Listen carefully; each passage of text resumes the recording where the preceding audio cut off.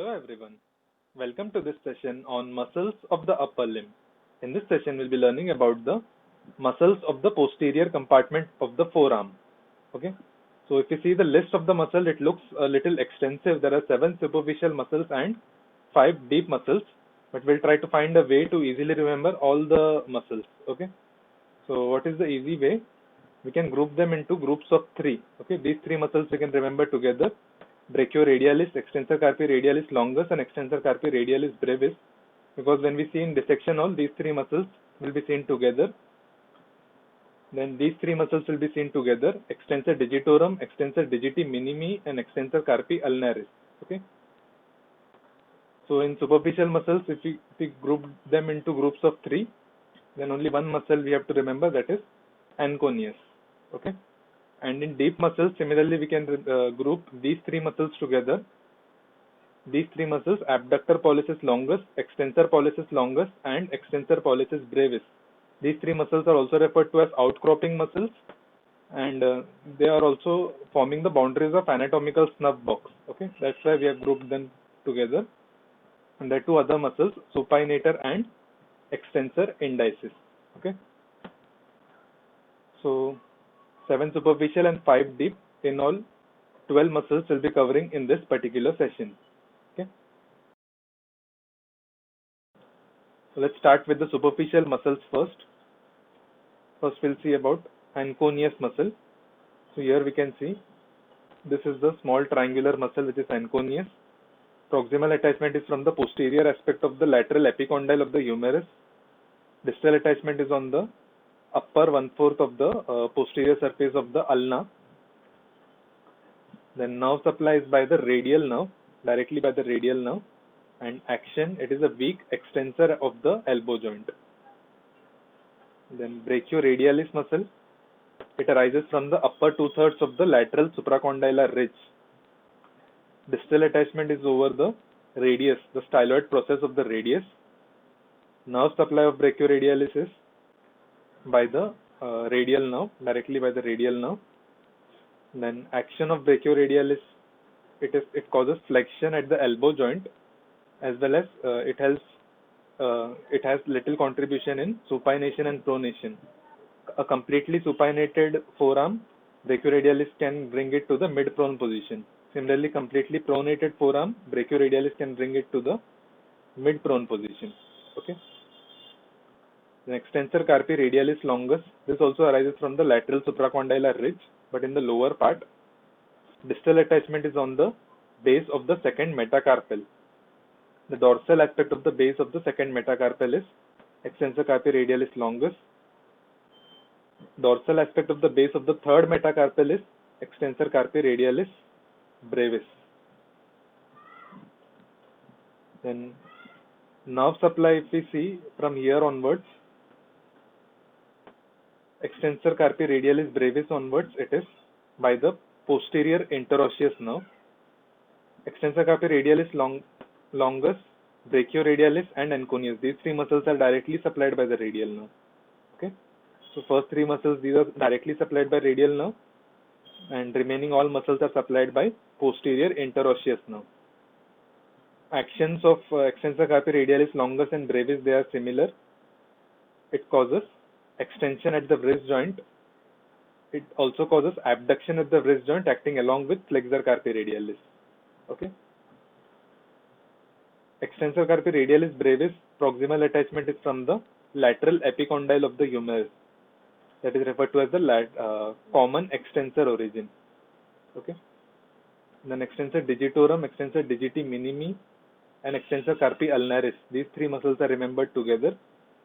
All 3 muscles, they will arise from the lateral epicondyle of the humerus, that is the common extensor origin.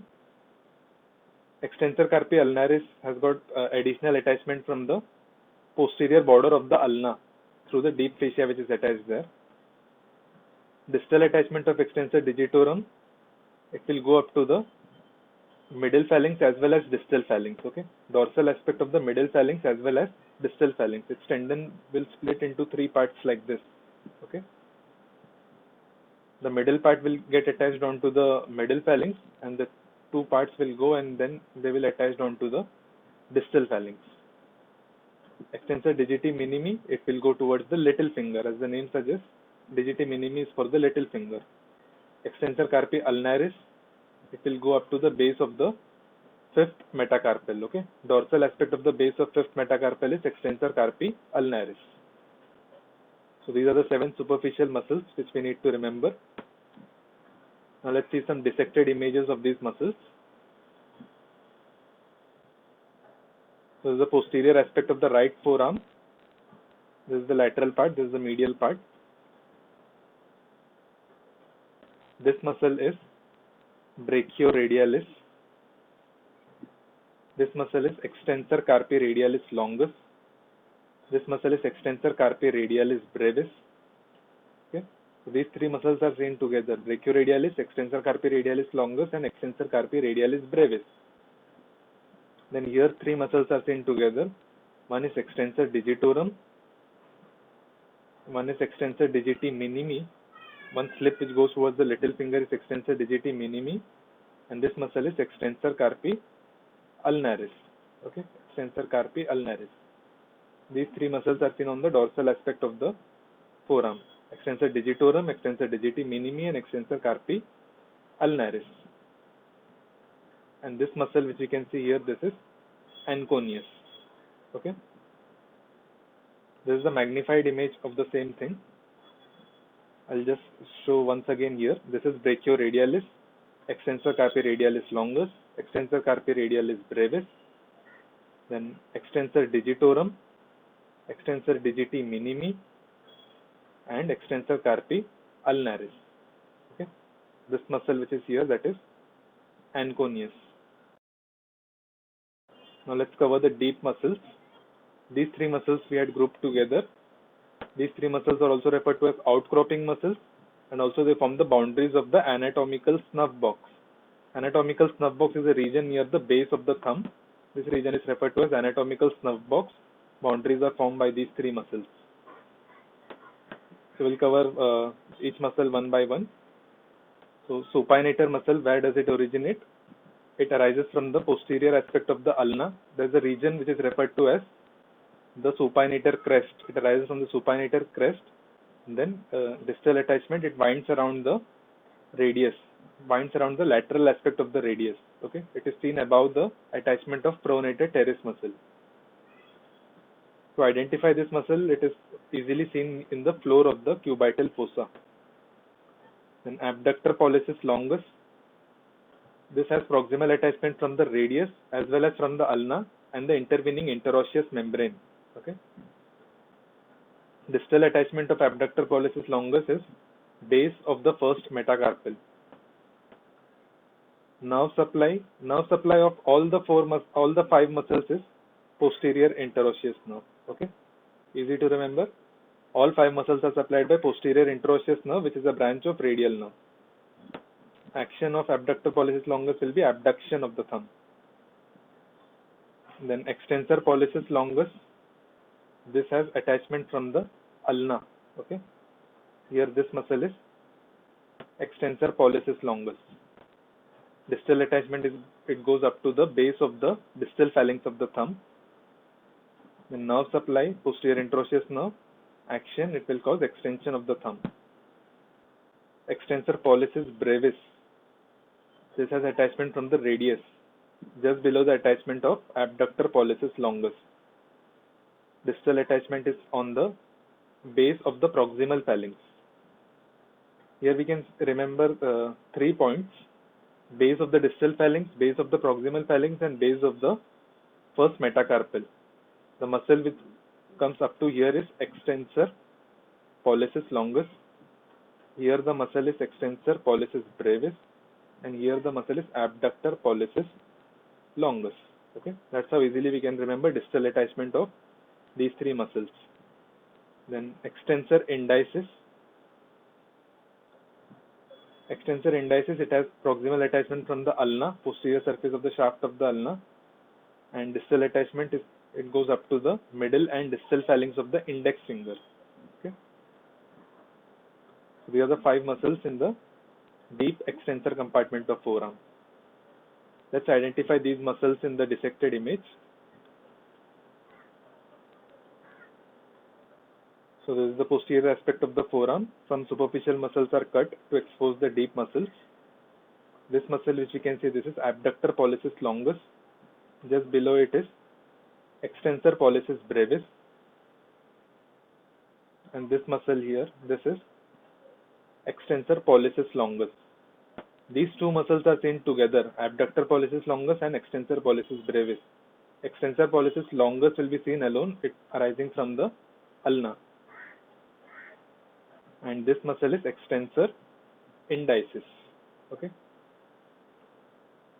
Here we can easily see distal attachment of the three muscles. One attachment is here, other is here, and other is here. So now can you tell me which are these muscles? The muscle which goes up to the distal phalanx is extensor pollicis longus. Okay.